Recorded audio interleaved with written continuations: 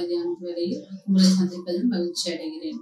தியானத்திற்கு நாம் எடுத்துக்கொள்ளும் வேத பாடமானது லூக்கா 7ஆம் அதிகாரம் 1-10 வரை. அவர் தம்முடைய வார்த்தைகளை எல்லாம் ஜனங்களுடைய காதுகள் கேட்கும்படி சொல்லி முடித்த பின்பு கப்பர்நகமுக்கு போனார். அங்கே 100க்கு அதிபதியாகிய ஒருவனுக்கு பிரியமான வேலைக்காரன் வியாதிப்பட்டு மரண அவஸ்தையாய் இருந்தான். கப்பர்நகமிலே 100க்கு அதிபதியான ஒரு மனிதன் இருந்தான். அவன் அவன்கிட்ட வேலை செய்கிற ஒரு வேலைக்காரன் மரண அவஸ்தை. அவன் எப்படிப்பட்ட வேலைக்காரனா? அவன் பிரியமான வேலைக்காரனா இருந்தான்.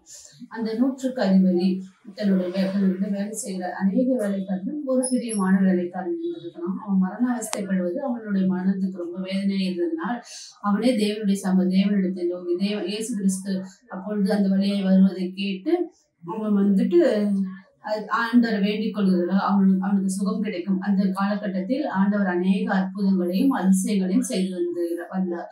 அதை கேள்விப்பட்டு இயேசு கிறிஸ்து கப்பர்நகமுக்கு வந்ததை கேள்விப்பட்டு அந்த அதிபதி வருகிறார். இயேசுவை நோக்கி வருகும் போது வேண்டுதல் செய்ய தன்னுடைய வேலைக்காரனுக்காக வேண்டுதல் செய்வதை பார்க்கிறோம். அப்போ அந்த வேலைக்காரனுடைய அன்பு, அந்த வேலைக்காரன் மீது அதிபதிக்கு இருந்த அன்பு பார்க்கிறோம். அப்போ அந்த வேலைக்காரர் அவர்கிட்ட அநேக வேலையாட்கள் இருந்திருக்கலாம். அந்த அந்த மரண அவஸ்தைக்குள்ளான அந்த மனுஷன் பார்க்கும்போது பிரியமான வேலைக்காரன்னு பார்க்கிறோம். பிரியமான வேலைக்காரன். அப்போ அந்த 100க்கு அதிபதி அந்த வேலைக்காரன் மீது எவ்வளவு அன்பு வைத்துள்ளார். அதே அளவுக்கு பிரியமான வேலைக்காரன் போது அதே அளவுக்கு அவரும் அன்புள்ளவர்களா இருக்க வேண்டும். அது போலதான் நம்மளுடைய ஆண்டவராகிய இயேசு கிறிஸ்து தகுதி இல்லாத நம்மை அவ்வளவாய் அன்பு வைத்துள்ளார். பிதாவானவர் நம்மேல் வைத்த அன்பின் நிமித்தம் தம்முடைய ஒரே பேரான குமாரனை உலகத்துக்கு அனுப்பி குமாரன் என்னுடைய நேசகுமாரன், என்னுடைய பிரியமான குமாரன் என்று அப்படி அழைத்த தம்முடைய ஒரே குமாரனை இந்த உலகத்துக்கு அனுப்பினார். அவர் நாங்கள் மத்தேயுல பார்க்கும்போது என் தேவனே என்னை ஏன் கைவிட்டீர் என்று கதரும் போது நம்மேல் வைத்த அன்பின் நிமித்தம் நம்முடைய மகனை ஒரே நேசகுமாரனை கைவிட்டார், அவருடைய முகத்தை மறைத்தார் என்று நம்ம வேதத்தில் வாசிக்கிறோம். இதற்காக நம்மேல் பிதாவானவர் நம்மேல் வைத்த அன்பின் நிமித்தம். அதே போல நாமும் அன்புள்ளவர்களாய் இருக்க வேண்டும்.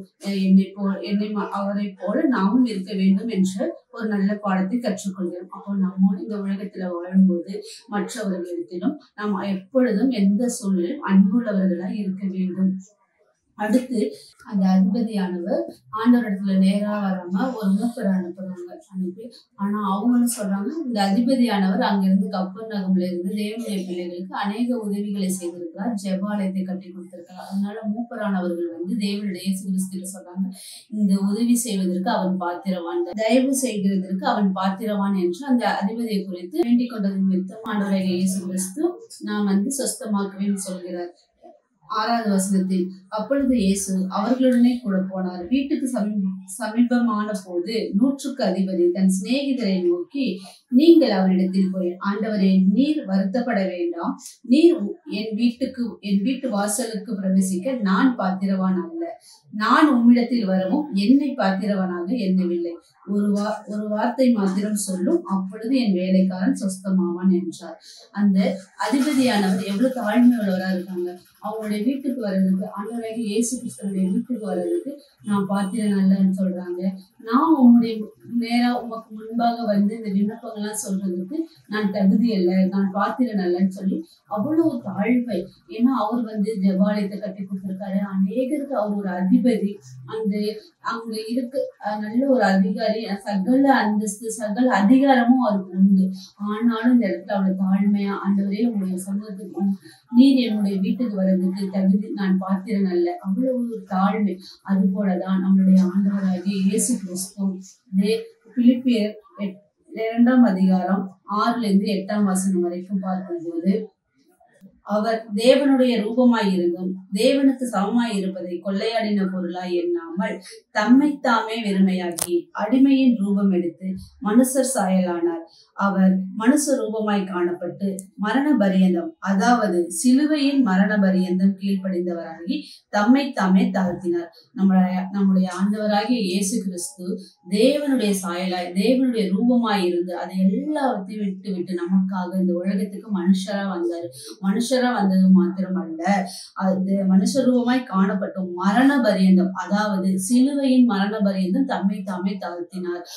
சிலுவையில் அறைவது எவ்வளவோ ஒரு அடிமை, ரொம்ப அது வந்துட்டு சாதாரண விஷயம் கிடையாது. அவர் அவ்வளவாய் கீழ்ப்படிந்தார். அதாவது சிலுவையின் மரண பரியந்தமும் கீழ்ப்படிந்தவராகி தம்மை தாமே தாழ்த்தினார். தாழ்மை, ஆண்டவருடைய தாழ்மை இந்த விதத்துல பாக்குறோம். அவர் வந்தோம், ஏதோ தேவன் இந்த பூமிக்கு வந்தோம், மனுஷரா இருந்தோம், அப்படியே அவங்களுடைய பாவங்கள்லாம் சரியாச்சுன்னு போகாம அவர் மனுஷரா வந்து நமக்காக தம்முடைய ஜீவனையும் கொடுத்து ஆண்டவர் இதுல இருந்து அவருடைய தாழ்மையை நமக்கு கற்றுக் கொண்டிருக்கிறார். நம்ம இந்த பூமியில வாழும் போது தாழ்மை உள்ளவர்களாய் இருக்கணும். நம்ம இதே சங்கீதத்துல வாசிக்கிறோம், தாழ்மை உள்ளவனை நோக்கி பார்க்கிறார், மேட்டின்மையானவனை தூரத்திலிருந்து அறிகிறார். நாம வாழும் போது தாழ்மை உள்ளவர்களாய் வாழ வேண்டும். அடுத்து 100க்கு அதிபதியின் விசுவாசத்தை பார்க்கிறோம். நீர் ஒரு வார்த்தை மாத்திரம் சொல்லும், அப்பொழுது என் வேலைக்காரன் சொஸ்தமாவான்.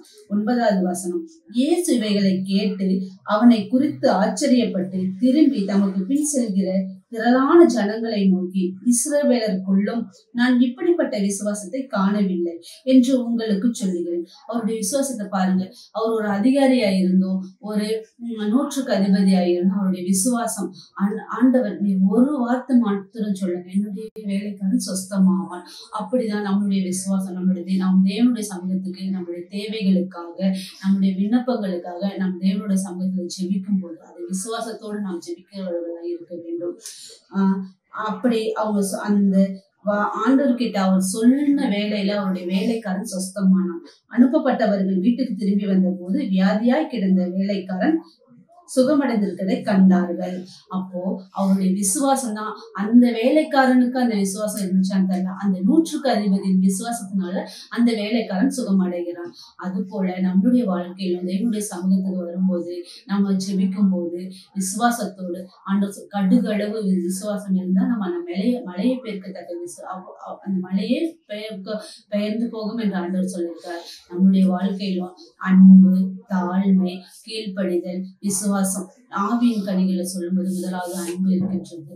அதே போல நம்ம ஒவ்வொருவரும் இந்த காலை வேளை ஆண்டவருக்கு நம்ம நன்றி செலுத்தும் போது விசுவாசத்தோடு ஆண்டவருடைய சமூகத்துக்கு வருகிறவர்களாய் இருக்க வேண்டும். கர்த்தருடைய நாமம் மகிமைப்படுவதாக.